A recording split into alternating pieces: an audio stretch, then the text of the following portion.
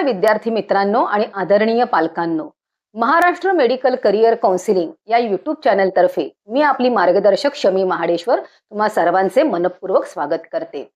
नीट UG 2026 चा अर्ज भरताना अनेक विद्यार्थ्यांकडून काही तांत्रिक व वैयक्तिक चुका झाल्या आहेत। सध्या सर्वांना प्रतीक्षा आहे ती करेक्शन विंडो कधी उघडणार याची। आजच्या या व्हिडिओमध्ये आपण दुरुस्तीच्या तारखा, नक्की काय बदलता येते आणि कोणत्या चुकांमुळे तुमच्या प्रवेश प्रक्रियेत अडथळा येऊ शकतो याची सविस्तर माहिती घेणार आहोत। एक, तारखांमधील संभाव्य बदल आणि अपडेट्स कसे असतील त्याची माहिती घेऊया। नीट यूजी 2026 च्या नोटिफिकेशन नुसार करेक्शन विंडो 10 मार्च ते 12 मार्च 2026 दरम्यान उघडण्याची शक्यता आहे। मात्र एक गोष्ट लक्षात घ्या, जर NTA ने अर्ज भरण्याची मूळ अंतिम मुदत वाढवली तर ही विंडो मार्चच्या तिसऱ्या आठवड्यापर्यंत पुढे ढकलली जाऊ शकते। तसेच देशभरात काही आकस्मिक घटना घडल्यास NTA विद्यार्थ्यांचे नुकसान होऊ नये म्हणून काही दिवस मुदत वाढवण्याची शक्यता नाकारता येत नाही। मात्र हे सर्व परिस्थितीवर अवलंबून राहील। त्यामुळे केवळ अधिकृत वेबसाईट neet.nta.nic.in आणि आमच्या चॅनेलवरील अपडेट्सवरच विश्वास ठेवा। 2. यावर्षी नीट यूजी 2026 चा फॉर्म भरताना आधार पडताळणी आवश्यक केली गेल्यामुळे आधारमध्ये नोंद असलेल्या सर्व गोष्टींचा करेक्शनमध्ये दुरुस्ती करण्यासाठी आपल्याला संधी उपलब्ध होणार नाही अशी शक्यता आहे। आधार पडताळणीचा आधार व्हेरिफिकेशन परिणाम यावेळच्या करेक्शन विंडोवर आणि पर्यायाने दुरुस्त करणाऱ्या माहितीवरून होऊ शकतो। मित्रांनो, तुम्ही अर्ज भरताना आधार पडताळणी केली आहे की नाही यावर तुमचे बदल मर्यादित असतात। आधार व्हेरीफाय असल्यास तुमचे स्वतःचे नाव, जन्मतारीख आणि लिंग यामध्ये बदल करण्याची संधी बहुधा मिळत नाही। आधार नॉट व्हेरीफाईड असल्यास अशा विद्यार्थ्यांना स्वतःच्या नावात किंवा पालकांच्या नावात सुधारणा करण्याची मर्यादित संधी मिळू शकते। त्यामुळे लॉग इन करण्यापूर्वी तुमची आधार स्थिती तपासून पहा। 3.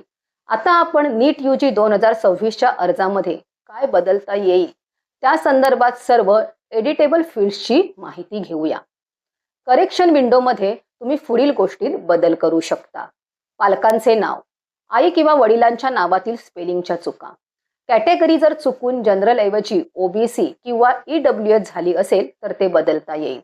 शैक्षणिक तपशील, 10वी आणि 12वीचे गुण, बोर्डाचे नाव किंवा शाळा कॉलेजचे नाव, परीक्षेचे माध्यम, जर तुम्हाला मराठी किंवा हिंदी माध्यम हवे असेल आणि चुकून इंग्लिश झाले असेल तर ते बदलता येईल। दिव्यांगत्व म्हणजे PWD स्टेटस यामध्ये सुधारणा करता येईल। 4. तुम्हाला नीट यूजी 2026 च्या अर्जात काय बदलता येणार नाही याची आता आपण माहिती घेऊया। नीट यूजी 2026 च्या अर्जात नॉन एडिटेबल फील्ड्स पुढील प्रमाणे असण्याची शक्यता आहे। काही माहिती फ्रीज केलेली असते ती बदलता येत नाही।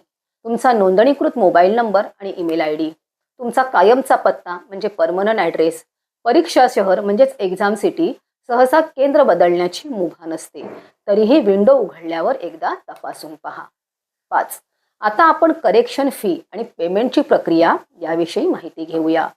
एक अत्यंत महत्त्वाचा मुद्दा, काही बदलांसाठी तुम्हाला अतिरिक्त शुल्क म्हणजेच फी द्यावी लागू शकते। उदाहरणार्थ, जर तुम्ही कॅटेगरी SC ST वरून जनरल केली तर जो शुल्कातील फरक आहे तो तुम्हाला ऑनलाईनच भरावा लागेल। जोपर्यंत तुम्ही हे पेमेंट पूर्ण करत नाही तोपर्यंत तुमचे बदल ग्राह्य धरले जाणार नाहीत।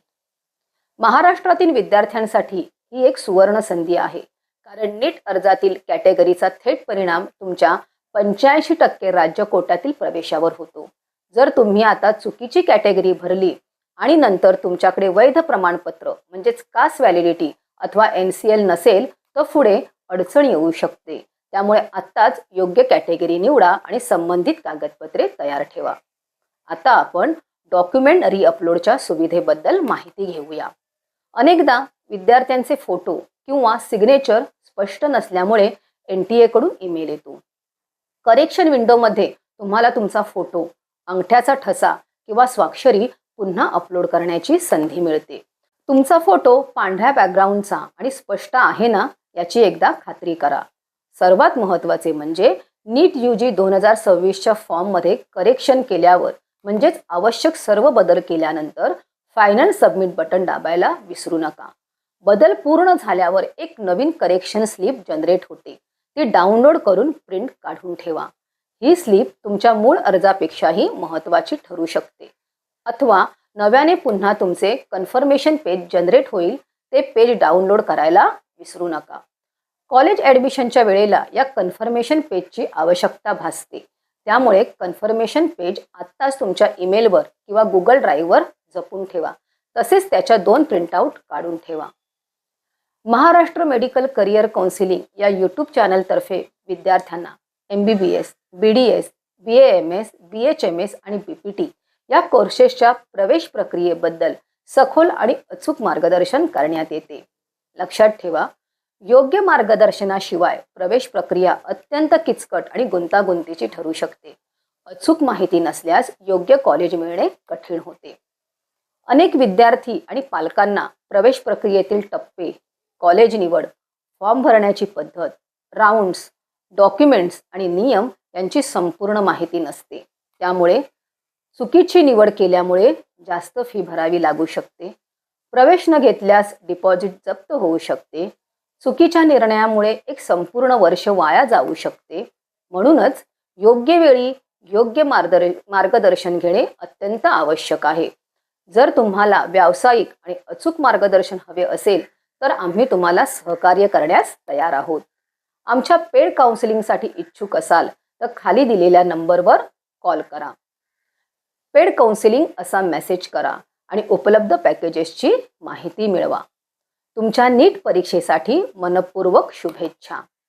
अशाच माहितीपूर्ण व्हिडिओसाठी आणि नीट UG 2026 संदर्भातील सर्व अपडेट्स फ्री मिळवण्यासाठी आमच्या व्हॉट्सअप ग्रुपमध्ये सामील व्हा. तसेच यूट्यूबवर जाऊन MMCC विरार हे चॅनल सबस्क्राईब करा. व्हिडिओ आवडला तर लाईक करा, कमेंट करा आणि इतर विद्यार्थ्यांपर्यंत नक्की शेअर करा. चला तर मग भेटूया अशाच महत्त्वपूर्ण पुढील व्हिडिओमध्ये. तोपर्यंत धन्यवाद.